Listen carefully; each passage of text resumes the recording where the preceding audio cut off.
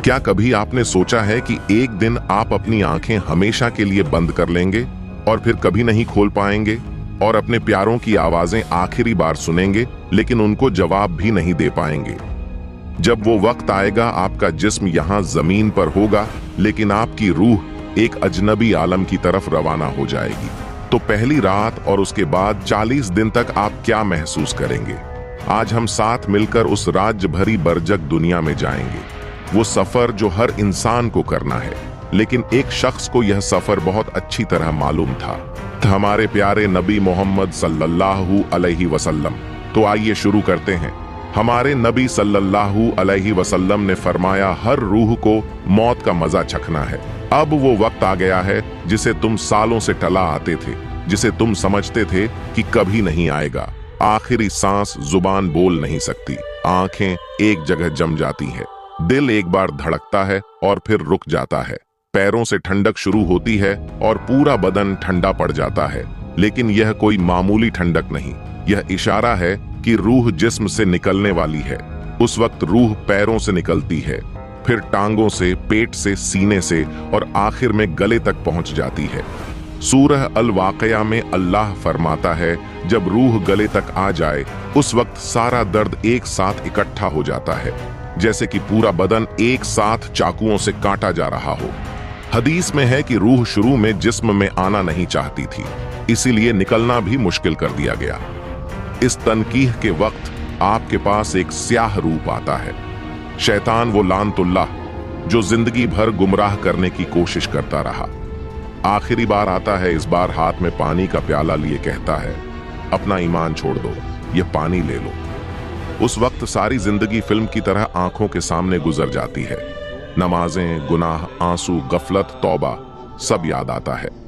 शैतान अपने पुराने तरीके से कान में फुसफुसाता रहेगा, कभी मर चुके माँ बाप का रूप धर के आएगा, कभी दूसरे मजहब की तरफ बुलाएगा। लेकिन अगर दिल में सच्चा ईमान हो तो आप उसकी बात नहीं मानेंगे। और अगर जिंदगी में शक ही शक है, ईमान कमजोर था, तो आसानी से धोखा खाकर इस्लाम छोड़ देंगे, आखिरी लम्हे में भी। लेकिन इसकी कोई डायरेक्ट हदीस नहीं है कि शैतान प्याला ले आएगा। यह तफसीर में एक वीक नरेशंस के साथ है, लेकिन इसे सुनकर तौबा करना आसान हो जाता है। नबी सल्लल्लाहु अलैहि वसल्लम ने फरमाया, तुम जिस हाल में मरोगे उसी हाल में उठाए जाओगे। जो ईमान के साथ जिंदगी गुजारेगा उसका आखिरी लफ्ज ला इलाहा इल्लल्लाह होगा। काफिर का मौत का आलम बहुत दर्दनाक होता है। फरिश्ते पुकारते हैं, ए बदबख्त रूह निकल जहन्नुम के अजाब की तरफ। फिर रूह को रगड़ों से खींच कर निकाला जाता है। जिस्म लरसता है, अंदर के आजा उलट पुलट हो जाते हैं। जिस्म रूह को रोकना चाहता है, लेकिन फरिश्ते अल्लाह के हुक्म से जोर से खींच लेते हैं। अब तौबा का वक्त नहीं, ईमान लाने का वक्त नहीं। नबी सल्लल्लाहु अलैहि वसल्लम ने फरमाया, मोमिन की रूह ऐसे निकलती है जैसे पानी मटका से बहता है, बिल्कुल आसानी से। काफिर की रूह ऐसे निकलती है संगीत जैसे गीली ऊन से कांटे वाला दार निकाला जाए, रगें, नसें सब टूट जाती है। काफिर की रूह इजराइल अलैहि सलाम लेते हैं, फिर दूसरे फरिश्ते उसे एक खुरदुरे कपड़े में लपेट देते हैं, जिससे दुनिया की सबसे बदतर बह आती है। जब वो रूह को लेकर आसमान की तरफ ले जाते हैं, हर फरिश्ते के झुंड से गुजरते हैं, तो वो पूछते हैं, यह किसकी गंदी रूह है? जवाब मिलता है, उस इंसान के सबसे बुरे नाम से। पहले आसमान पर पहुंचकर दरवाजा खुलवाने की दरख्वास्त करते हैं, दरवाजा नहीं खुलता। फिर अल्लाह का हुक्म आता है, इसका नाम सिज्जीन में लिखो। जमीन के सबसे नीचे फिर रूह को ऊंचाई से फेंक दिया जाता है। लेकिन मोमिन के साथ उल्टा होता है। फरिश्ते नूरानी रूप में आते हैं, चेहरे चमकदार, बातें मेहरबानी से भरी। कहते हैं, ए पाक रूह निकल अपने रब की रहमत और मगफिरत की तरफ। रूह को रेशम में लपेटा जाता है, खुशबूदार किया जाता है। जब आसमानों से गुजरते हैं तो हर फरिश्ता पूछता है, यह किसकी खुशबूदार रूह है? उसके दुनिया के सबसे अच्छे नाम और सिफतें बताई जाती हैं। 7वें आसमान तक हर दरवाजा खुल जाता है। अल्लाह फरमाता है, मेरे बंदे का नाम इलियन में लिखो। फिर हुक्म होता है, इसे जमीन पर वापस कर दो, मैंने वहां से बनाया था।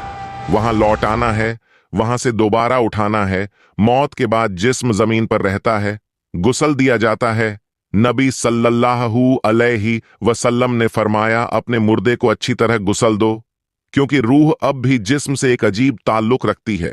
हर कतरा पानी, हर छुवन रूह महसूस करती है। फिर कफन पहनाया जाता है, एक सीधा सफेद कपड़ा बिना सिलाई का। जो शख्स घंटों कपड़े चुनता था, अब सिर्फ 3 कपड़े जनाजा होता है। नमाजें जनाजा पढ़ी जाती है, फिर कब्र में उतारा जाता है। पहली मुट्ठी मिट्टी की डाली जाती है।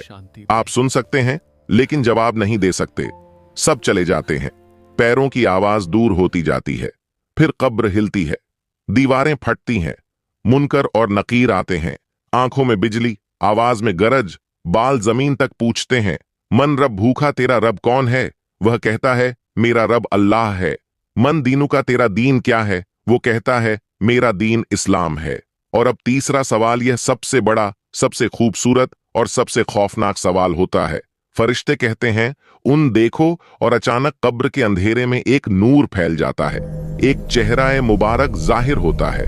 वो चेहरा जिसे दुनिया ने सबसे ज्यादा प्यार किया, वो चेहरा जिसे देखकर सहाबा रो पड़ते थे, वो चेहरा जो रहमतुल आलमीन सरवर कायनात मोहम्मदुर रसूलुल्लाह सल्लल्लाहु अलैहि वसल्लम का है।